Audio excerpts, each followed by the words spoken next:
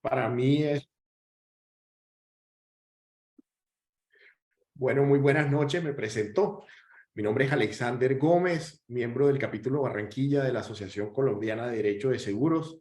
Y hoy precisamente les doy la bienvenida, hoy miércoles 14 de diciembre, a esta tertulia que pues para el capítulo es el cierre del año 2022 de la actividad académica, acompañando también esa actividad académica que muy activamente han desarrollado todos los capítulos a lo largo de este año y también la asociación a través de la junta directiva. Sea lo primero saludar, pues obviamente a todos los miembros de la Asociación Colombiana de Derecho de Seguros, a la junta directiva, su presidente el doctor Juan Manuel Díaz Granados, la doctora Carmenza Mejía, vicepresidenta que hoy día nos acompaña con su presencia, también darle una cordial bienvenida, agradecimiento por acompañarnos el día de hoy.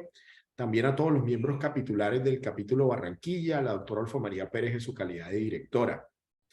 Como les decía, hoy nos corresponde la tertulia en donde nos acompaña la doctora Daniela Navarro Reyes.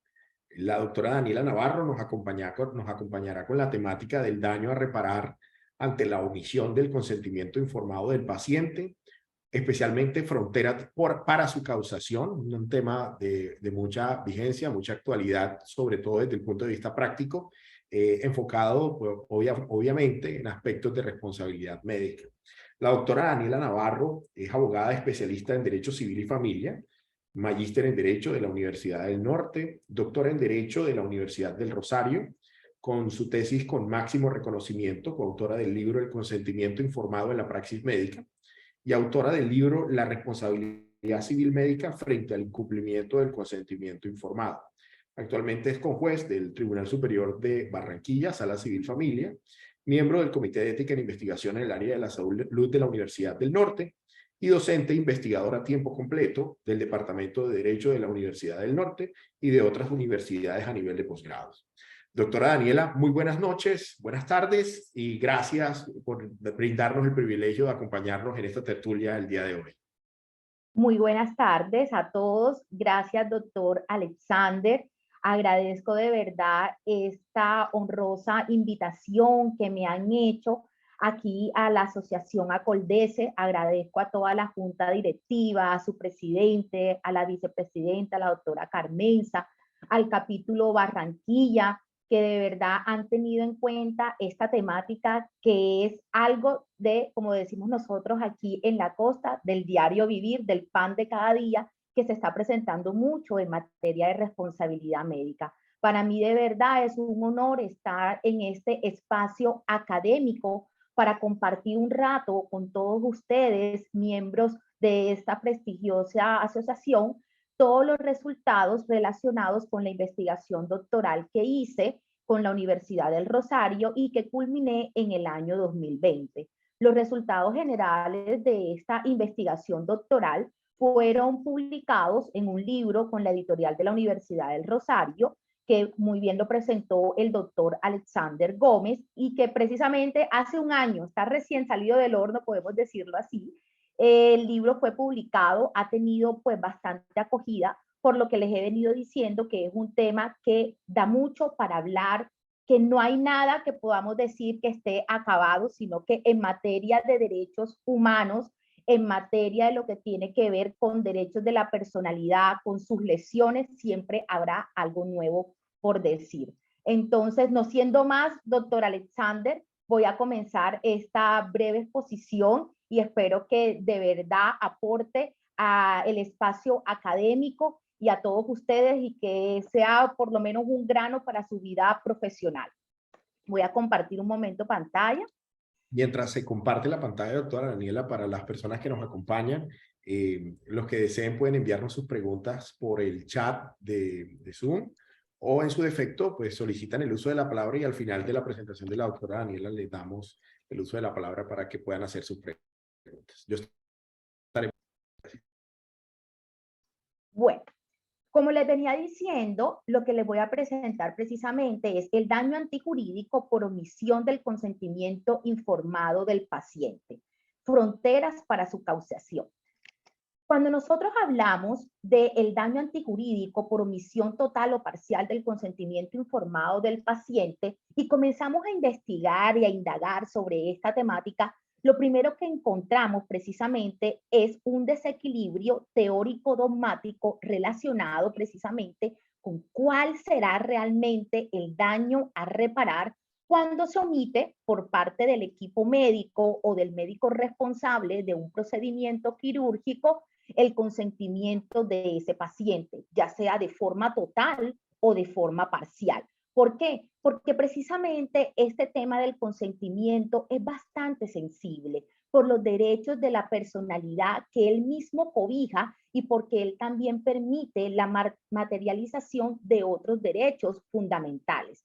Así entonces, cuando uno va a estudiar estos temas relacionados con derechos fundamentales, hay que ser muy cuidadoso por la sencilla razón que debe ser una investigación bastante seria, bastante rigurosa, para evitar en el campo de la responsabilidad médica que se vaya a convertir el ejercicio profesional en una medicina de carácter defensivo y asimismo, cuando ya estamos hablando de los aspectos de la responsabilidad, evitar que se pase de una función netamente reparadora a una función sancionadora de la actividad médica. ¿Por qué? Porque precisamente cuando nosotros hablamos de una medicina de carácter defensivo, cuando el médico solamente piensa en el consentimiento informado para evitarse una demanda a posteriori, este no es el deber ser, lo que se quiere con el tema del consentimiento informado, puesto que lo que se busca básicamente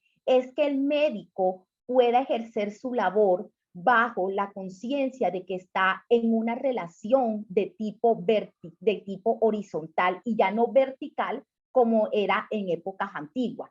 ¿Qué significa que la relación sea de tipo horizontal? Que tanto médico como paciente están en la misma línea de prevalencia y de importancia. Por eso es que hoy por hoy nosotros debemos decir que el paciente es un sujeto activo para poder tomar todas las decisiones relacionadas con su vida, con su cuerpo y con su salud. Y debemos evitar entonces considerar en el campo de la práctica médica al paciente como un objeto, como una instrumentalización de la actividad médica, porque eso sería retornar a épocas antiguas donde precisamente el paciente no tenía ni voz ni voto, porque se estaba bajo los principios generales de beneficencia, en donde hay un dicho que se utiliza mucho que era, el médico hace todo por el paciente, pero sin el paciente. Hoy por hoy eso no puede estar justificado y va en contra de todos los tratados internacionales y asimismo aquí en Colombia de nuestra constitución política, porque tenemos que resaltar que todo ser humano en toda relación jurídica, en toda relación médica, tiene que ser un sujeto portador de derechos y los mismos deben ser completamente reconocidos a menos que se presente una circunstancia, en el caso del consentimiento informado, de fuerza mayor que impida que se le tome directamente a ese paciente esa voz para saber si acepta o si también rechaza un procedimiento. En este sentido, ¿por qué es importante el tema del consentimiento informado en la práctica médica? Y básicamente tenemos que tener presente algo. Doctores, la relación médico-paciente por su naturaleza es de carácter desigual, precisamente por esa terminología médica que nosotros que estamos por fuera de la práctica y de su ejercicio y que no somos profesionales de la medicina tendemos a desconocer. Por lo tanto, esa desigualdad y ese desequilibrio que caracteriza esa relación médico-paciente, y escúchese bien, ni siquiera con el consentimiento informado tomado de forma plena se va a poder paliar todas esas asimetrías. No obstante, la doctrina del consentimiento informado surge como una manera de poderle dar vida a ese paciente que estaba olvidado y que pueda totalmente decidir sobre las decisiones valga la redundancia, que están relacionadas con su vida y con su salud.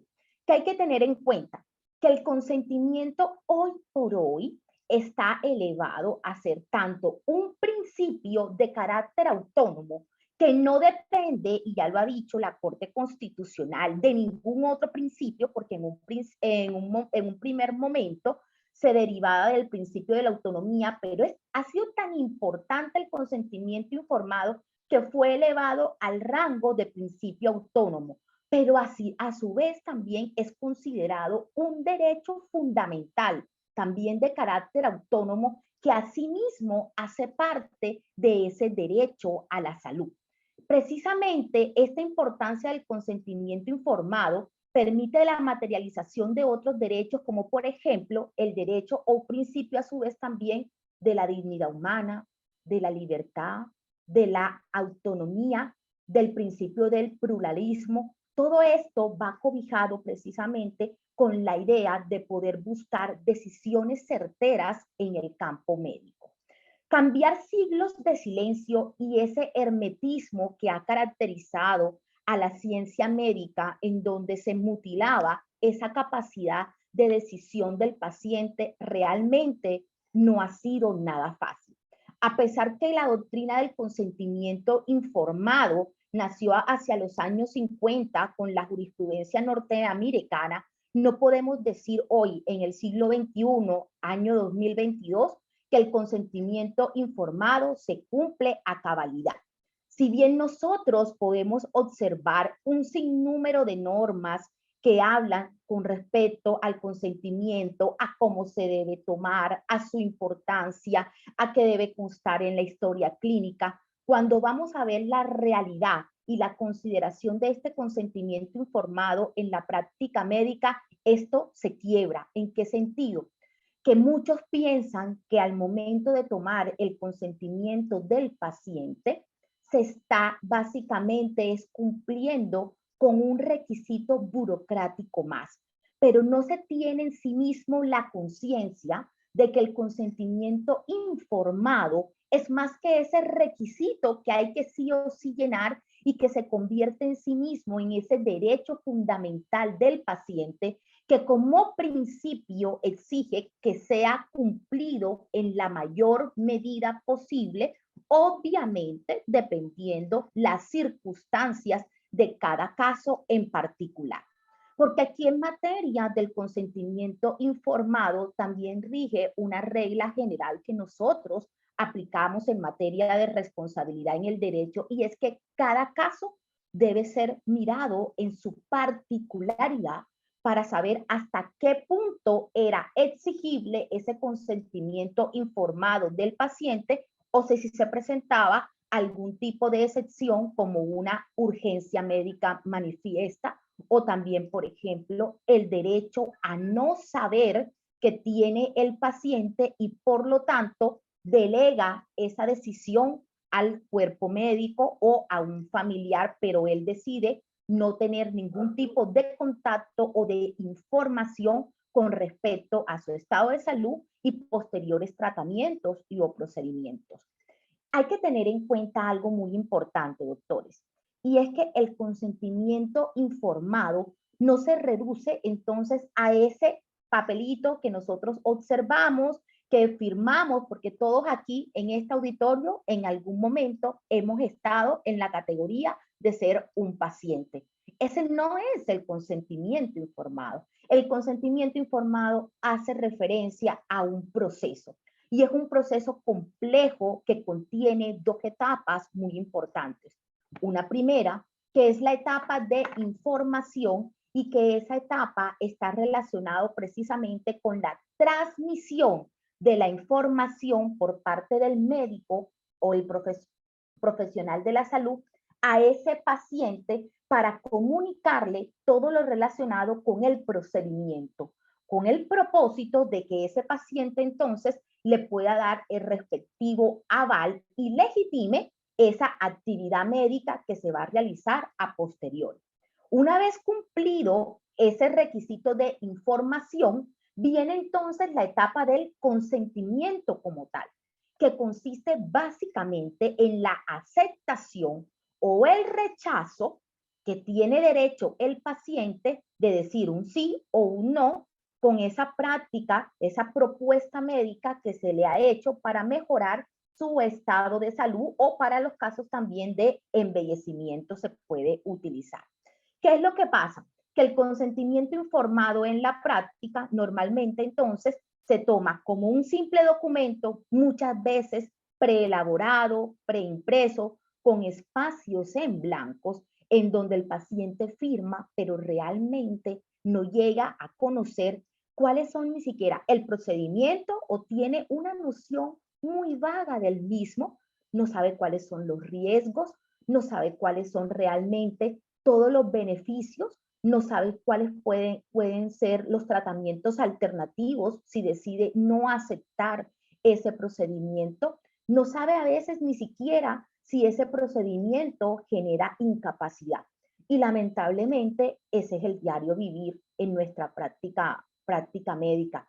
Con esto no quiero decir que es la generalidad, pero sí un mayor número de casos, que es lo que ha permitido entonces que se abran estos espacios de discusión en materia jurídica, porque el paciente básicamente ha abandonado esa actitud de resignación y de quedarse solo frente a un daño, y ha tomado una serie de actitud para poder demandar a los médicos que antes podían ser intocables, sobre todo en este tipo de temas, y poder decir, yo tengo derecho a una reparación.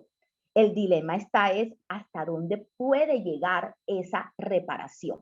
Cuando tenemos en cuenta entonces que el consentimiento hace parte de ser principio, de ser derecho, y como pueden observarlo asimismo, también es una obligación legal, porque ya lo tenemos consagrado en nuestro régimen legislativo. Ahora bien, el consentimiento informado trasciende en el ámbito de la responsabilidad civil y de la responsabilidad del Estado. No importa si la relación del paciente tenga un origen de carácter contractual o de carácter extracontractual o de carácter legal. Es tan importante el consentimiento informado, que hace parte de la propia naturaleza y debe ser observado en todas las etapas del acto médico en donde se necesite una manifestación de voluntad por parte de ese paciente. Por eso se dice que el consentimiento informado, una vez tomado, no es un tema acabado, porque pueden presentarse a posteriori de un procedimiento nuevas intervenciones, nuevos requerimientos que necesitan sí o sí de la autorización por parte del paciente. En este sentido, entonces, teniendo en cuenta que el consentimiento informado es tan amplio que lo podemos aplicar tanto en la esfera de la responsabilidad pública como en el campo privado, valga la pena ahora hacer una distinción con respecto al consentimiento y el tipo de obligación que realmente genera en el campo de la responsabilidad. Cuando nosotros hablamos del consentimiento informado, como yo les he dicho, que este debe considerarse como un proceso que tiene dos etapas, vamos a mirar como una obligación de resultado, dos cosas en primer lugar. La primera es una obligación de resultado con todas sus consecuencias jurídicas, que la única forma de exonerarse es a través de una causa extraña, llámese una fuerza mayor, un caso fortuito, el hecho de un tercero o el hecho de la propia víctima, es no darle información, es darle información del paciente, sí o sí. Eso en principio no tiene ninguna excusa. Y la otra, que no tiene tampoco ninguna excusa y se considera una obligación de resultado, que debe en ese sentido el médico desarrollarla, es tomar también el consentimiento informado del paciente. Pero hay que aclarar algo. Cuando nosotros estamos en materia de este proceso del consentimiento informado, no todo puede ser una obligación de resultado. Y por eso considero que lo relacionado con la transmisión de la obligación, de la información, con la adecuación y con la terminología y la garantía de comprensión de la información por parte del paciente es una obligación de medios. ¿Por qué debe ser una obligación de medios? Porque básicamente el médico no puede estar obligado tampoco a lo imposible. El médico sí debe hacer todo lo que esté a su alcance para utilizar, por ejemplo, el lenguaje más adecuado para transmitir esa información al paciente. ¿Qué puede utilizar? Y ya han habido muchas recomendaciones al respecto.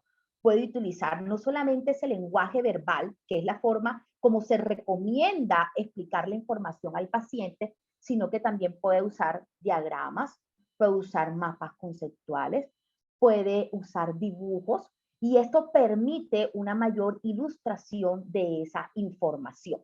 Ahora bien, al profesional de la salud tampoco se le puede exigir que garantice que el paciente ha comprendido al 100% la información y por tanto ese consentimiento informado es completamente eficaz y manifiesta la plena voluntad del paciente.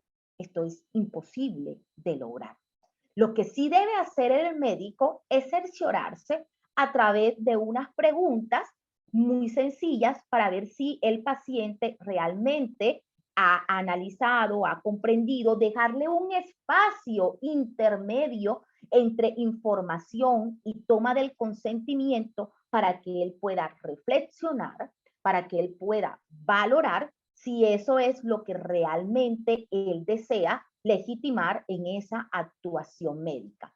Pero exigirle esa comprensión al 100% se desborda, en mi concepto, las posibilidades médicas, y esto realmente lo que haría, como lo había dicho en un principio, es generar una completa medicina defensiva. Ahora bien, teniendo en cuenta entonces, como ya nos adentramos al tema de la responsabilidad y el tipo de obligación, vamos a mirar entonces cuál es el daño que propongo que se debe reparar en estos tipos de casos cuando se omite total o parcialmente el consentimiento informado del paciente. Y la propuesta radica, y valga la aclaración, esto no ha sido creado por mí, sino que obviamente esto tiene muchísimos años de estudios en donde ha habido ya jurisprudencia y autores que defienden también el daño moral autónomo y otras teorías que se las voy a presentar a continuación, pero que básicamente la tesis que mejor encuadra y que mejor defiende al consentimiento con toda esa fuerza que él tiene de principio y de derecho y de obligación legal, es considerar precisamente esa omisión como un daño moral autónomo, cuya existencia deviene irreipsa. ¿Esto qué significa básicamente? Esto lo que significa es que no se requiere exteriorización en principio ni manifestación de consecuencias para que pueda considerarse como un daño moral. Y esto precisamente nos ayuda a conectar el daño como elemento de la responsabilidad con otro elemento como lo es el nexo causal. Porque hay que resaltar que cuando nosotros nos encontramos en materia de omisiones, encontrar la responsabilidad en estos casos se vuelve una tarea bastante difícil. Una tarea en donde ha habido muchos choques jurisprudenciales para saber realmente cuál va a ser el daño a reparar ante omisiones. Y lo primero que nosotros tenemos que decir es que no tenemos en Colombia que acudir a teorías extraordinarias relacionadas con el nexo causal, sino que básicamente con nuestra teoría base, que es la que toma actualmente nuestra jurisprudencia, que es la teoría de la causalidad adecuada, desde su bifurcación en una causalidad material y en una causalidad jurídica, podemos fácilmente incluir el tema de omisiones por consentimientos informados, porque esa causalidad material que está básicamente conectada con esa omisión como tal, con ese hecho que se presenta de omitir el consentimiento informado del paciente, va a pasar por la siguiente etapa, que es esa causalidad jurídica que se coloca que se conoce como una imputación normativa y que tenemos unas normas que precisamente avalan que se debe tomar ese consentimiento informado del paciente y por lo tanto, una vez examinadas las circunstancias de cada caso en su particularidad, podemos mirar si se puede imputar o no responsabilidad al equipo médico o al profesional de la salud. Por lo tanto, este daño moral autónomo permite que se siga garantizando esa función principal de la responsabilidad, que es esa función reparadora en sí misma, porque no se busca con la responsabilidad enriquecer a la víctima o enriquecer al paciente, sino básicamente su propósito es indemnizar los daños que se hayan causado. Y este daño moral autónomo está relacionado entonces con esa lesión al derecho de la personalidad. Valga resaltar que hablar hoy por hoy de lesiones al derecho de la personalidad que da lugar a una responsabilidad es algo completamente novedoso que nosotros no teníamos en nuestro sistema jurídico, sino que a mediados más o menos de 2017, 2016, es donde comienza fuertemente este tema de los derechos a cobrar una total relevancia. Y así ustedes han observado sentencias tanto de la Corte Suprema de Justicia como del Consejo de Estado, donde protegen esos derechos fundamentales, y también ya han habido casos, pero en materia de Consejo de Estado, donde hay una total protección al consentimiento informado de ese paciente. Ahora bien, ¿cuáles han sido entonces las otras teorías que nosotros podemos decir que han precisamente afectado, que han precisamente resuelto, no afectado, sino resuelto el tema de cuál puede ser el daño a reparar en estas circunstancias en particular? La primera de las teorías, y que fue la que comenzó liderando esta temática, ha sido la de asunción de los riesgos por atribución del daño final. Ahí me disculpan un poquito la equivocación en la diapositiva.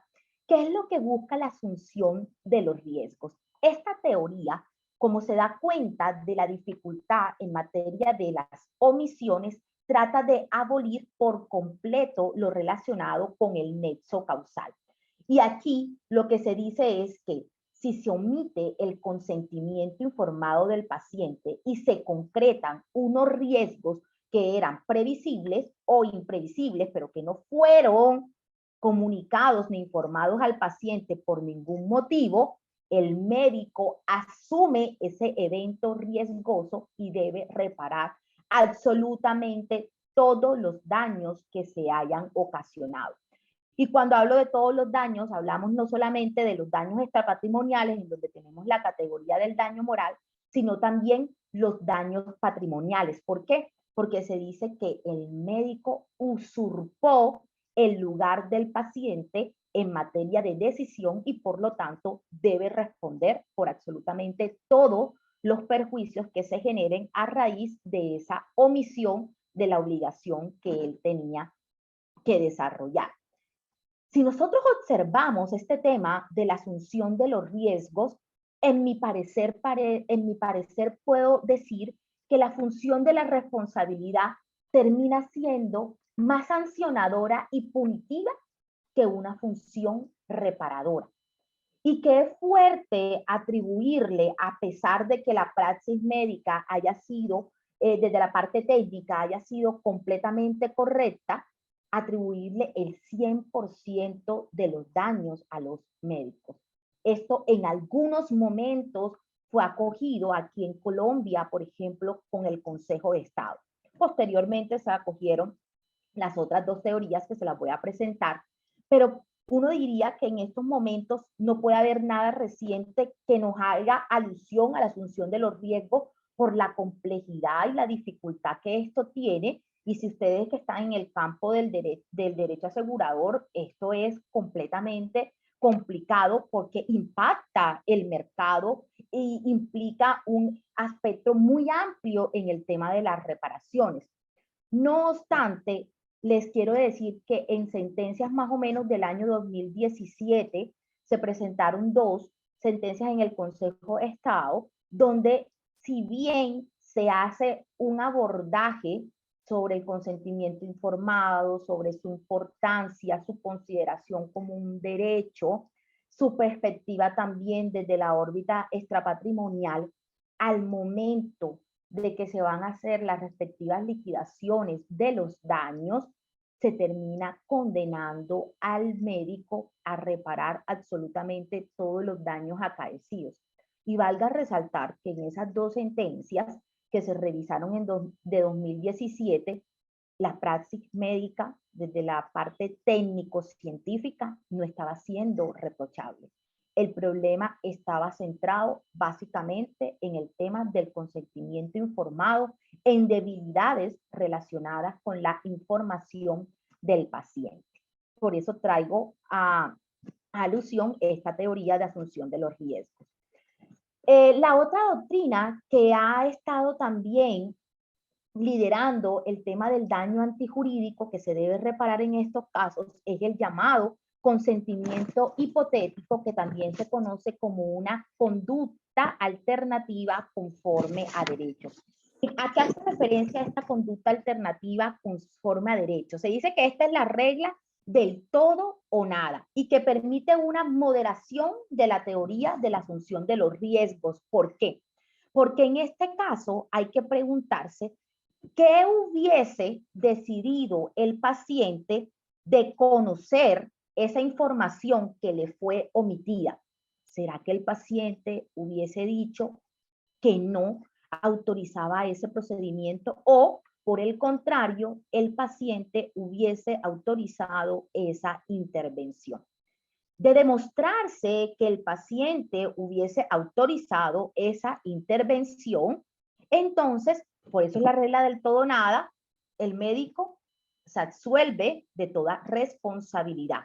Pero si se llega a demostrar que el paciente si hubiese sometido a ese procedimiento a pesar de los riesgos que esto implicaba y del riesgo que está materializado, la decisión es que el médico responde por todos los riesgos que se han presentado. En este caso, entonces, ¿cómo se considera el nexo causal? Que es uno de los temas más complicados. Nexo causal está entre el daño y la omisión. Este consentimiento hipotético es bastante criticado. ¿Por qué? Porque hacer un estudio ex facto, es decir, ya después de que se han materializado los riesgos, es difícil. Si literal en un proceso es difícil establecer cuál fue la verdad sobre los hechos ocurridos, ahora pensemos saber realmente qué hubiese decidido el paciente. Y saben, la prueba en estos casos en particular la tiene el médico y se considera que es una prueba completamente diabólica para el médico tener que demostrar que el paciente sí se hubiera sometido cuando él se va a centrar en una posición de una negación de carácter indefinido que no requiere prueba y que va a decir básicamente: no me tomaron el consentimiento informado, no supe los riesgos que esto implicaba y yo no me hubiera sometido a esta intervención. ¿Y qué tal que hubiesen otras alternativas de tratamiento? Entonces aquí se complica todo el aspecto probatorio en el campo del consentimiento hipotético. La pérdida de la oportunidad, valga decir que es la teoría que puede ser más atractiva y que ha estado gobernando el tema del daño antijurídico. Particularmente en el año 2014 fue publicado mi primer libro relacionado con el tema del consentimiento y allí concluí que la pérdida de la oportunidad en ese momento era la teoría que más atraía mi carácter como académica para poder decir el daño a reparar.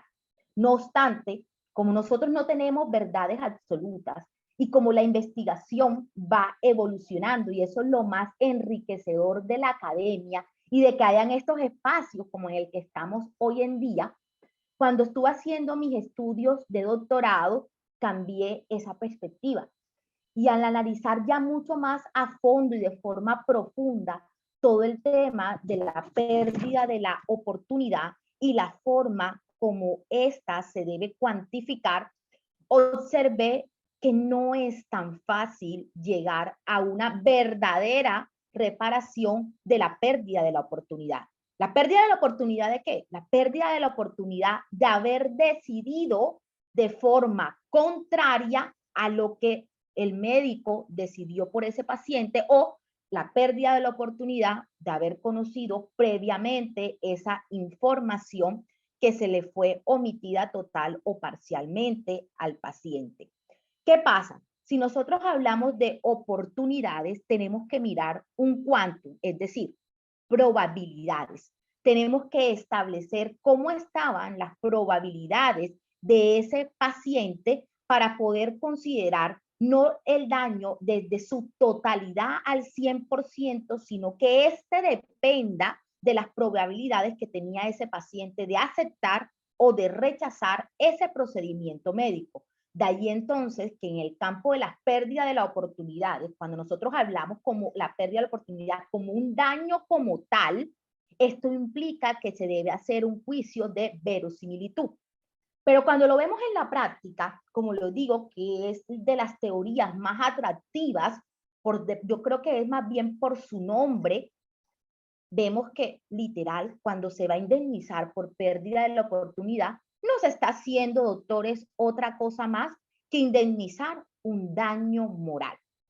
Y soy de la tesis particular que entre más diferenciaciones haya con respecto al daño extrapatrimonial, más confusiones va a traer y se puede presentar el caso de dobles indemnizaciones, lo que terminaría enriqueciendo, que esa no es función de la responsabilidad tampoco, el patrimonio del paciente y deteriorando el patrimonio del médico y de la parte aseguradora.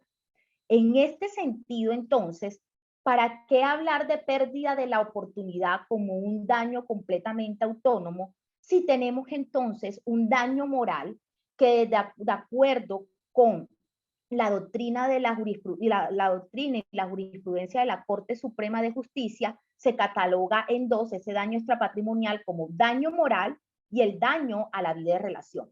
Y cuando nosotros hablamos del daño moral, no solamente hacemos referencia a ese dolor, a ese sufrimiento, a esa congoja, a esa tristeza, que a veces no se manifiesta de forma física, también tenemos que incluir dentro del daño moral la lesión a los derechos de la personalidad. Básicamente, porque la dimensión del daño moral es esa protección a la persona, que es el fin ahora que nosotros vemos en la responsabilidad, proteger a la persona no solamente en su aspecto patrimonial, sino en su dimensión física y en su dimensión espiritual. De ahí entonces que no se necesiten básicamente una serie de repercusiones ni de exteriorizaciones de ese dolor para poder acudir al daño moral. Hasta aquí, entonces, nosotros tenemos que el daño antijurídico, que nosotros podemos decir que se va a reparar ante estas omisiones del consentimiento informado, es un daño moral autónomo. No obstante, el estudio no se quedó ahí. El estudio siguió y cuando nosotros seguimos analizando esta temática, había algo que a mí no me dejaba tranquila, no me dejaba dormir, digámoslo así. Porque cuando yo digo entonces el daño moral, entonces se va a reparar cualquier omisión del consentimiento informado y yo tengo que mirar si mi propuesta tiene implicaciones jurídicas y cuáles son las consecuencias y el impacto que esto puede generar en la sociedad.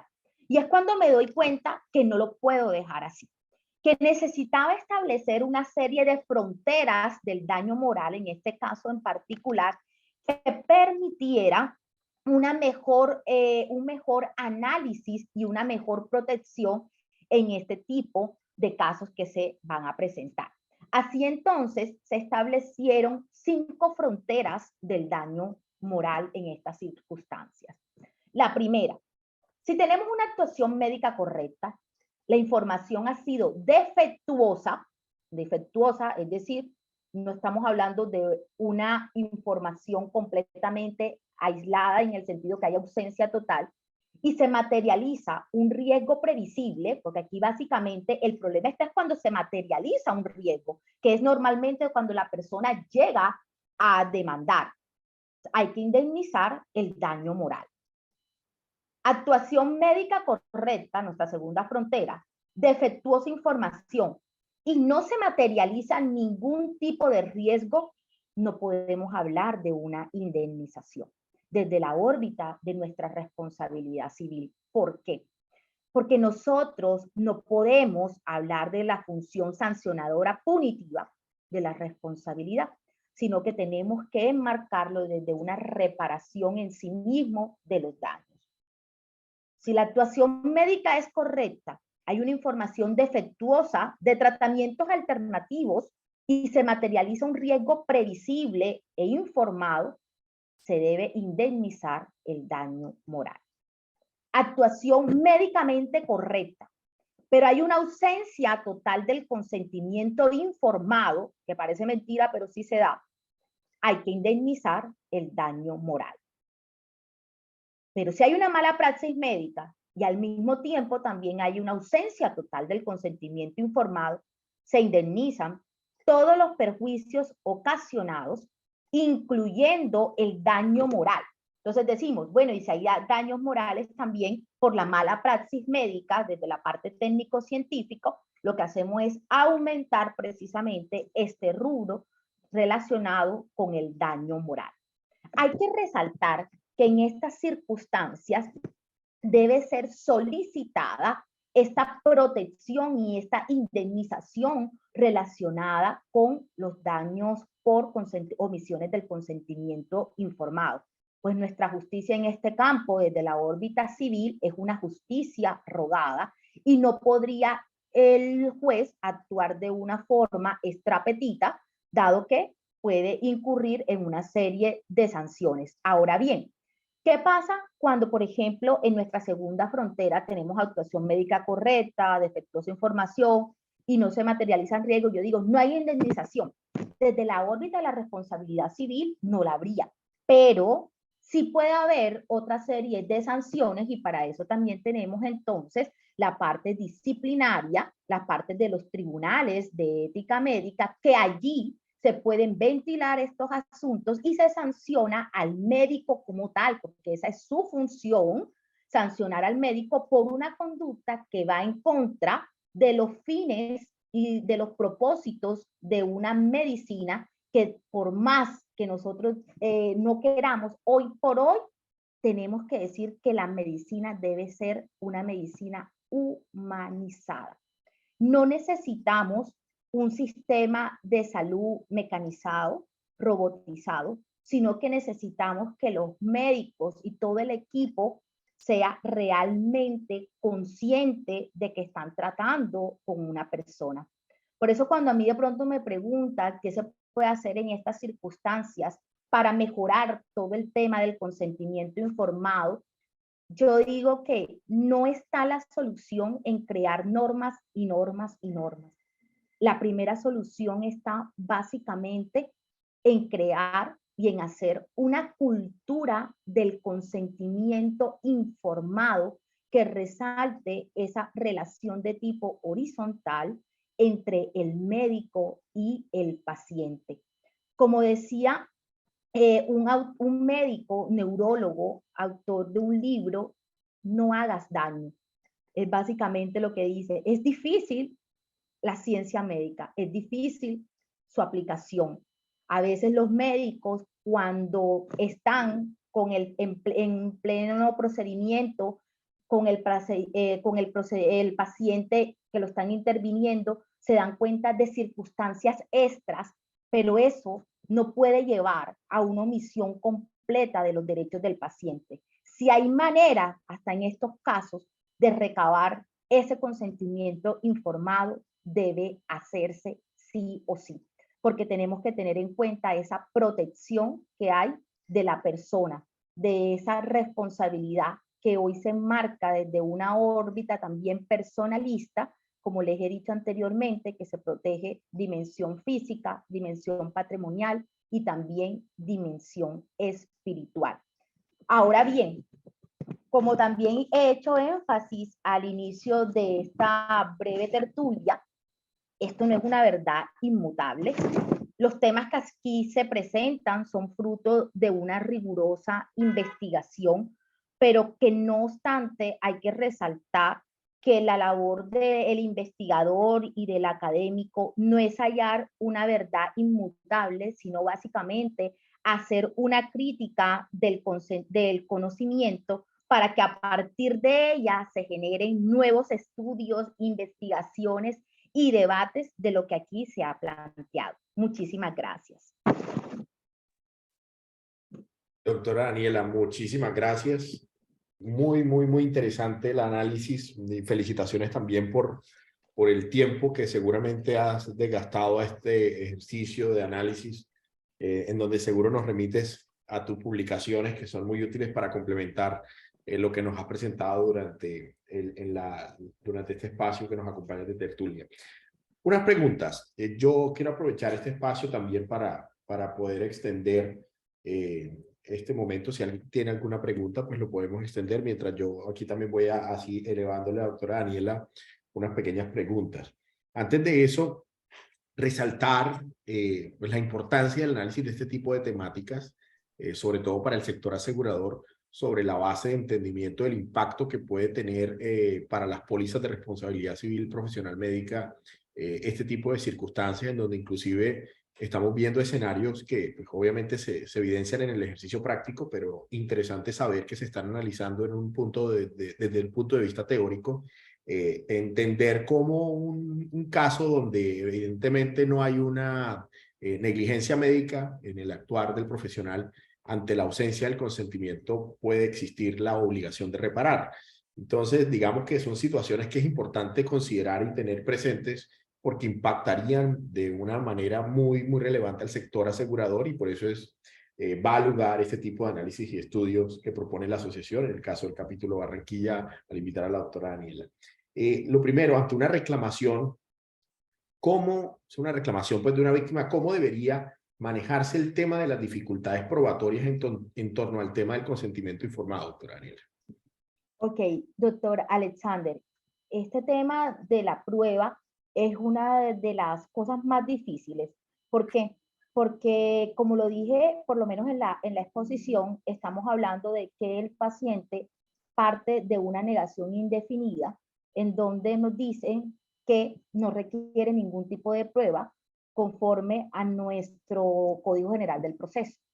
En este sentido, se invierte totalmente la carga probatoria y debe el médico demostrar que sí dio el consentimiento informado del paciente. Ahora bien, ¿cómo lo demuestra? ¿Será que la simple anotación en la historia clínica es suficiente? ¿O el anexo como tal, porque ya el consentimiento informado, cuando se recaba de forma escrita, debe constar como un anexo de la historia clínica, es suficiente para decir que se tomó el consentimiento informado? Y ahí está precisamente la problemática de este asunto. Entonces se ha considerado por parte, por ejemplo, de la Corte, que la simple firma del paciente no indica que se haya hecho realmente el consentimiento informado como un proceso, porque no lo podemos entender como la simple hojita que firma el paciente, porque se han dado los casos que están los espacios en blanco, en donde el paciente manifiesta que no recibió completa información. ¿Cuál es la recomendación entonces que se le hace al médico o al equipo médico? Que tengan en cuenta, por ejemplo, como se hace en materia de investigación, que tengan testigos, puede ser una, que se deje completa claridad en el formato de consentimiento de todos los riesgos, por ejemplo, de procedimientos alternativos, incapacidades, de las implicaciones, de los beneficios de ese procedimiento. Normalmente se tienden a hacer consentimientos informados de forma general. Autorizo todo procedimiento relacionado con X cirugía que se pueda, eso no está bien. Entonces, en estos casos, entre más detallado esté el consentimiento, mucho mejor. Ahora, se pueden utilizar, no se deben utilizar un lenguaje coloquial, un lenguaje que sea entendible, y esto puede dar luces a que realmente se le dio esa información al paciente. Y la mayor recomendación, y esto ya ha estado también desde otros tribunales de justicia de países extranjeros, es que hagan ese proceso del consentimiento informado, no solamente desde la parte escrita, que te sirve como una prueba, sino esa parte verbal, que es la mejor forma como se puede transmitir la información. Y de esa parte verbal se deje la respectiva anotación en la historia clínica. Entonces, como le digo, doctor, es de las cosas más difíciles con respecto al consentimiento informado. Valga resaltar que hace poco, ahorita en el mes de entre octubre y noviembre, tuvo un caso en asesoría jurídica de un médico oftalmólogo. El médico recibió un paciente, atendió a un paciente, no estaba con ninguna EPS ni medicina prepagada, es decir, era un paciente particular. Le iban a realizar una cirugía, él me cuenta que le explicó absolutamente todos los riesgos, porque sobre todo él me dice, si es particular, yo soy mucho más detallado, doctora, me decía así. Vamos a ver que la secretaria, el día del procedimiento, le dio el consentimiento informado cuyo título correspondía a otra cirugía. Y el paciente firma el consentimiento y vamos a ver que se materializa un riesgo previsible por la ciencia médica de esa cirugía que se le practicó en su ojo y pierde la visión de un ojo. Reclama el paciente, y cuando el paciente reclama, lo primero que dice es que él le dijeron que le iban a realizar una cirugía, pero autorizó otra y hay una ausencia total de consentimiento informado, y dice básicamente que no se le dio ningún tipo de información.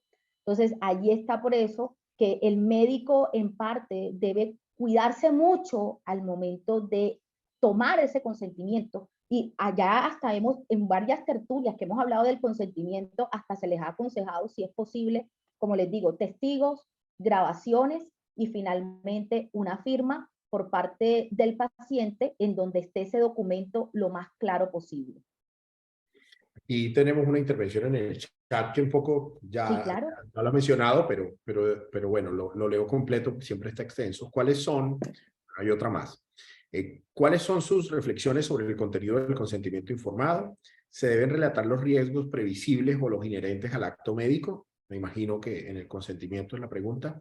Si lo primero, entonces, ¿hasta dónde llegaría la probabilidad de ocurrencia de un riesgo para que deban relatarse e insertarse en el consentimiento informado? Este tema es muy interesante. De hecho, en mi libro hay un capítulo dedicado precisamente a qué información debe tener el consentimiento informado, porque esto es de las cosas que más discusiones tienen. Decimos, ¿será que tenemos que informarle hasta cuando el riesgo es del 0.1%?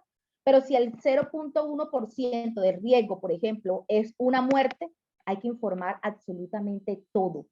Pareciera que digamos, pero bueno, vas a someter entonces al médico al que le dé una clase al paciente. No, realmente el médico, por eso es la importancia de crear la cultura del consentimiento informado desde las mismas aulas de clases. Cuando ya se crea la cultura, ya es mucho más fácil para ellos poder asumir toda esta obligación como tal de dar la información. El paciente entonces debe manifestársele todo tipo de riesgo. Después de que el riesgo sea previsible, debe informarse. También no solamente los riesgos previsibles, sino aquellos riesgos que estén de ese procedimiento en específico, sino los riesgos que estén relacionados directamente con la condición de salud física de ese paciente.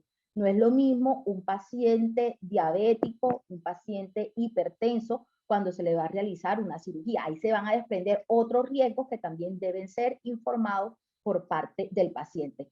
Han habido discusiones, conozco una sentencia de la Corte Suprema de de Justicia, que en donde el riesgo, no recuerdo ahora mismo específicamente cuál fue el riesgo que se materializó, pero era muy bajito, era de, si mal no estoy, del 0.05% sobre 100, no se condena al médico no se condena al médico en estas circunstancias. No obstante, como defensora del consentimiento informado como derecho, debe informarse absolutamente todo.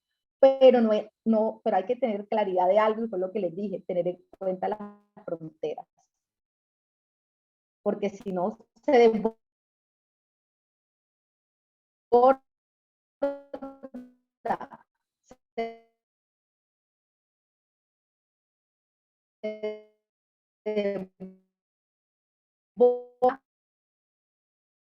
zona aseguradora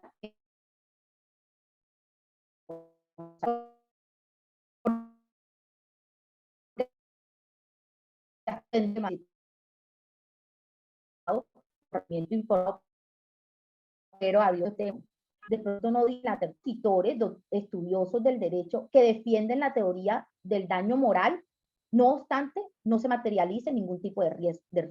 Entonces, por eso les digo que este es un tema que está a la orden del día, que está caliente, porque no existe una postura desde la parte jurisprudencial, ni obviamente mucho menos legal, que nos dé una seguridad jurídica.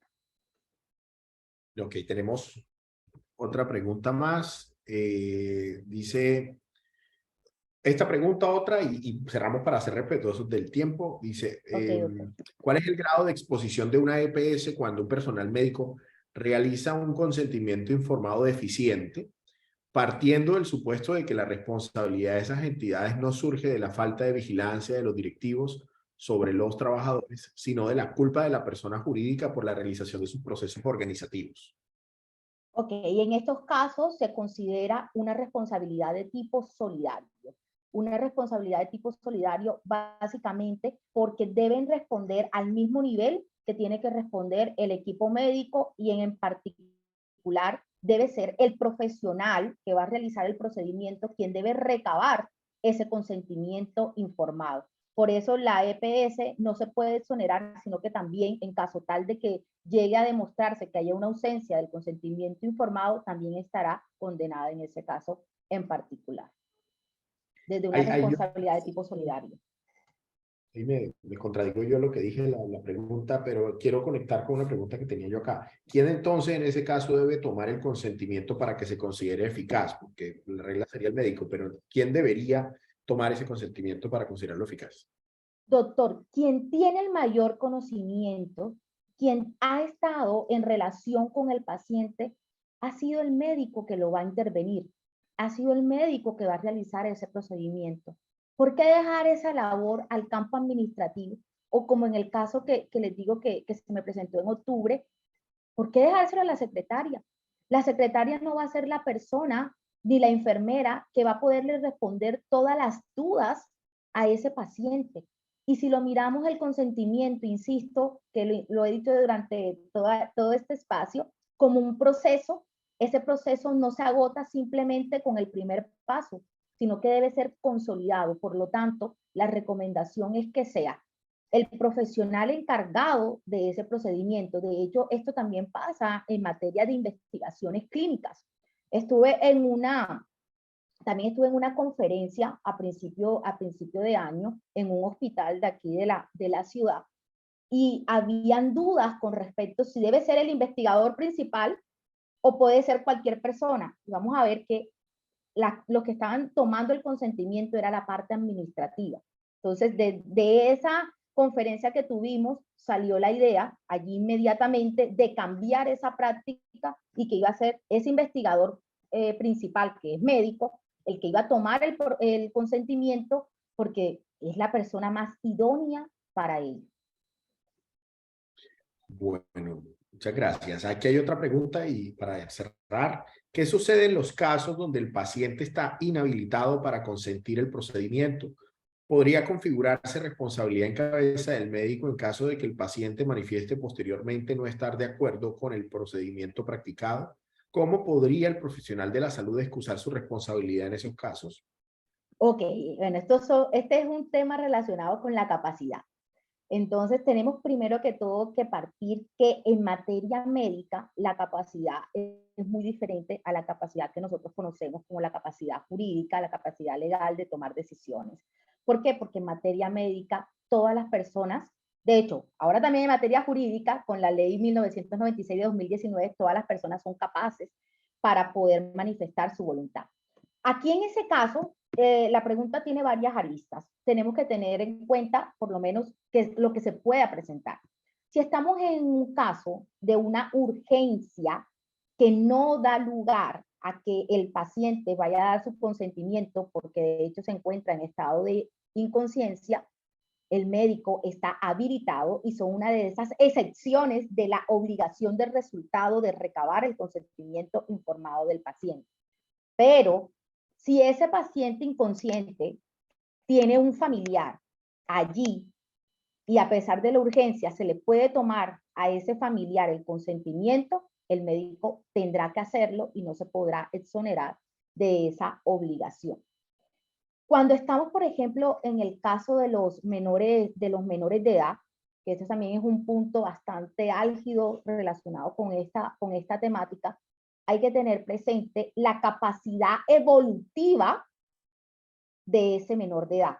Es decir, hay que mirar hasta qué punto ese menor de edad está en la posibilidad de dar, en estos casos se llama el asentimiento respecto de un procedimiento que se vaya a realizar relacionado con su cuerpo, relacionado con su salud, sobre todo en aquellos casos, por ejemplo, tan trascendentales como los casos de transfusiones en los de testigos de Jehová. La Corte Constitucional ha sido pionera en estas manifestaciones del consentimiento, también en los casos de los intersexuales, también se tiene que mirar esa capacidad evolutiva del menor de edad. Entonces, el simple hecho de que sea un menor de edad no significa que no tenga capacidad para poder recibir información y para dar su punto de vista. Esto no significa tampoco que nosotros omitimos la patria potestad, no.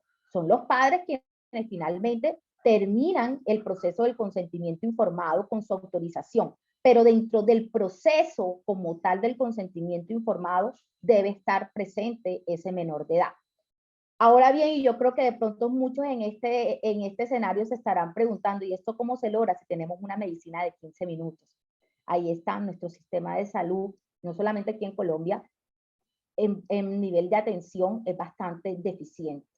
Entonces, insisto, si creamos la cultura y si hacemos énfasis que desde allá arriba se respeten esos derechos y gestionamos una medicina no de 15 minutos, podemos lograr que sí haya un verdadero proceso de consentimiento informado. Entonces, la única forma como el médico se puede exonerar son por circunstancias extraordinarias que no permitan que él logre esa obligación de resultado de recabar como tal el consentimiento informado, como los casos de una urgencia manifiesta. Perfecto, mi doctora Daniela, muchísimas gracias por compartirnos todas esas experiencias, ese estudio tan profundo que se realizó. Agradecemos a todas las personas que se conectaron en este webinar, como es de su conocimiento, va a quedar disponible en el canal de YouTube de la Asociación Nacional Acoldes, donde los invitamos a que nos sigan. Inclusive valga la pena resaltar que recientemente fueron publicadas las memorias virtuales en video del Congreso Nacional celebrado en Santa Marta en el mes de octubre, insumos académicos que brinda y otorga la asociación para el estudio del derecho de seguros y las demás temáticas que lo complementan. Muchísimas gracias a la doctora Carmes, a la doctora Olfa y a las demás personas que nos acompañaron, a la doctora Daniela.